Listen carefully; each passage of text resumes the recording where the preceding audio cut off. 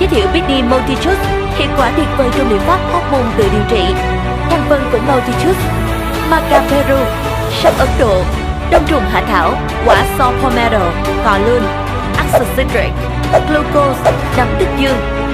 Mang lại hiệu quả sử dụng, giúp bạn nâng cao hệ miễn dịch, tăng cường tinh lực, xóa tan mệt mỏi, điều tiết nội tiết tố, cải thiện giấc ngủ, chăm sóc sắc đẹp, chống oxy hóa, giảm mỡ máu, giảm đường huyết.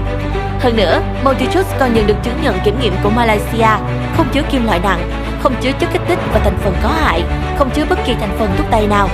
Multijuice giúp đàn ông càng mạnh mẽ, giúp phụ nữ càng xinh đẹp, là quyết định hạnh phúc của gia đình.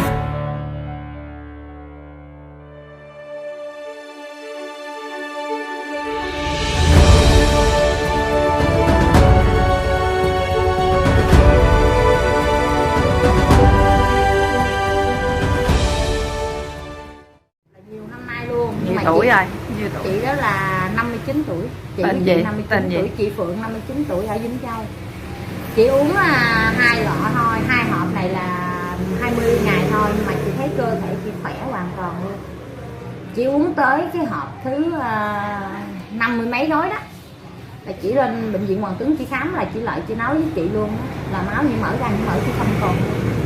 Cái đó là chị nói bằng sự thật để chị em cô bác nào có duyên, có cơ may, có duyên để gặp được cái sản phẩm này thì cứ dùng, bản thân cứ dùng để cho nó khỏe đi. Tại liệu trình 5 gói này tính ra uống 50 ngày chỉ có 5.720.000 thôi, thì tội gì mình không đưa vô để cho cơ thể mình nó khỏe.